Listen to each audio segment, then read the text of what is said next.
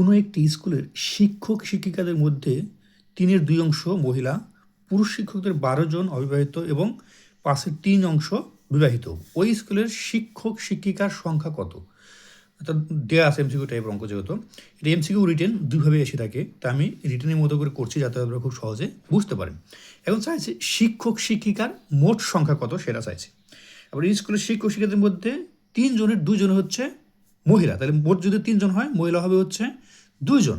তাহলে মোট শিক্ষক অথবা শিক্ষক শিক্ষিকার সংখ্যা প্রথমেই আমরা লিখব কি, ধরি বা মনে করি শিক্ষক শিক্ষিকার সংখ্যা। ঠিক আছে, আপনারা ওটা লিখে নিন। শিক্ষক শিক্ষিকার সংখ্যা কতজন? 3x। শিক্ষিকার সংখ্যা 3x জন। ঠিক আছে, তাহলে 3 জন যদি 3x হয়, মানে শিক্ষক শিক্ষিকা হয়, তাহলে মহিলা শিক্ষক কয়জন? 3-2 জন। এবং মহিলা শিক্ষক কত? মহিলা শিক্ষক হচ্ছে 2x জন। মোট হচ্ছে 3x, মহিলা শিক্ষক হচ্ছে 2x, এটা আমরা ধরে নিলাম এখান থেকে। ঠিক আছে, তাহলে পুরুষ শিক্ষক, তাহলে পুরুষ শিক্ষক কতজন? মোট যদি 3x হয়, পুরুষ মহিলা বাদ দিলে পুরুষ শিক্ষক পেয়ে যাবে। মোট কত? সমান সমান কত? 3x থেকে মহিলা শিক্ষক বাদ যাবে, এতজন। সমান সমান কয়জন? 3x থেকে 2x বাদ দিলে হচ্ছে x জন। এটা হচ্ছে আমরা পুরুষ শিক্ষক, অর্থাৎ মোট সংখ্যা, মোট শিক্ষক শিক্ষকের 3x, মহিলা শিক্ষক 2x, আর পুরুষ শিক্ষক হচ্ছে x, অর্থাৎ পুরুষের ডবল হচ্ছে মহিলা।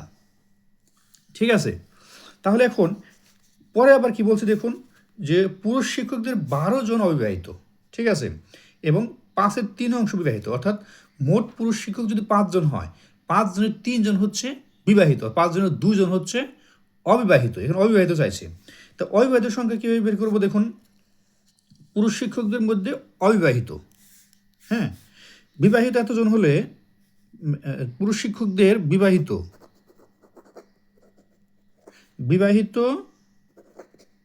5/3 অংশ হলে,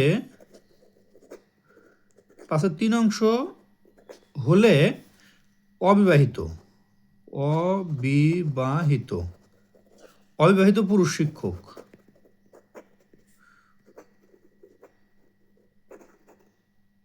এটা কিন্তু অবিবাহিত, এটা কিন্তু পুরুষ শিক্ষক। ঠিক আছে, এটা কিন্তু পুরুষ। তো অবিবাহিত পুরুষ শিক্ষক কত হবে?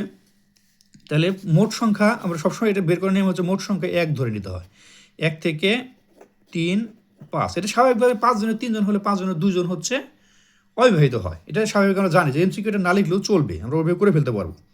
তাহলে এটা লিখিত জন্য করতেছি, 5 - 3 সমান কত? 2/5। তাহলে 5 জনের 2 জন হচ্ছে অবিবাহিত, তাহলে 2 জন অবিবাহিত হলে মোট পুরুষ শিক্ষক হবে 5 জন। এখন অবিবাহিত পুরুষ শিক্ষক, মানে এটা আপনার লিখে নিন, জাস্ট অবিবাহিত পুরুষ শিক্ষক লিখে দিই, অবিবাহিত পুরুষ শিক্ষক, ঠিক আছে, অবিবাহিত পুরুষ শিক্ষক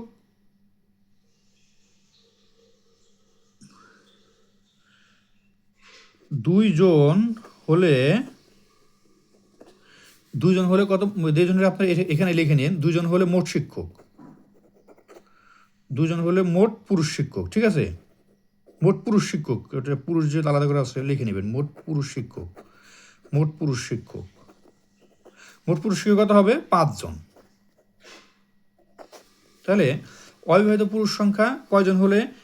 1 জন হলে মোট পুরুষ সংখ্যা হবে কত? 5-এর নিচে এটা 2 চলে আসবে, এই 2 জন। অবিবাহিত পুরুষ কয়জন আছে এখানে দেয়া? দেখুন এখানে দেয়া আছে অবিবাহিত পুরুষ শিক্ষকদের 12 জন অবিবাহিত, তার পুরুষ মাত্র 12 জন। তাহলে পুরুষ শিক্ষকদের 12 জন অবিবাহিত হলে মোট পুরুষ শিক্ষক, এটা গুণ হবে 5/2 গুণ হচ্ছে 12, এটা কাটলে হচ্ছে 6, 5 6 30 জন, সমান 30 জন। তাহলে আমরা পেয়ে গেলাম হচ্ছে মোট শিক্ষক হচ্ছে, মানে মোট পুরুষ শিক্ষক হচ্ছে 30 জন। তো মোট পুরুষ শিক্ষক যদি 30 জন হয়, এখানে আমরা পুরুষ শিক্ষক পেয়েছিলাম কয়জন? এখানে পুরুষ শিক্ষক আমরা পেয়েছিলাম হচ্ছে 1 জন, ঠিক আছে? এখান থেকে 1 জন পেয়েছিলাম পুরুষ শিক্ষক। তাহলে এখন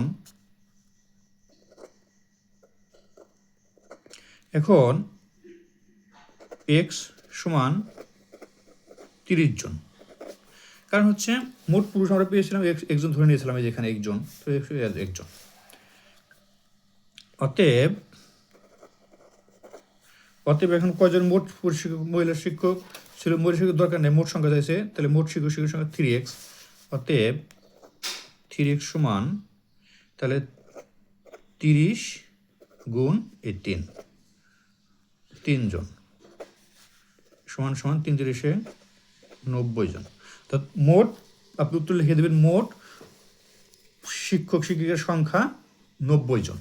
এখানে 90 জন কোনটা অ্যান্সার আছে? 90 জন অ্যান্সার আছে হচ্ছে ক, 90 জন।